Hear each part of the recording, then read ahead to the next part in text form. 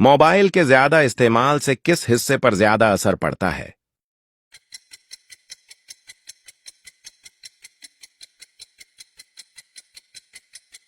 درست جواب جاننے سے پہلے مجھے لگتا ہے کہ کوئی آپ کے موبائل پر نظر رکھ رہا ہے۔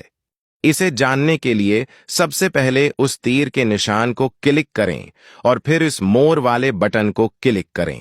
اگر تو کوئی سرخ آئب دکھائی دے تو اسے فوراً ڈیلیٹ کریں۔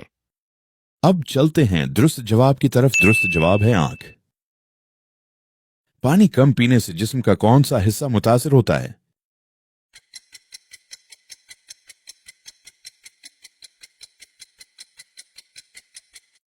درست جواب ہے گردے۔ دنیا کا سب سے پاورفل سپورٹ کس کا ہے؟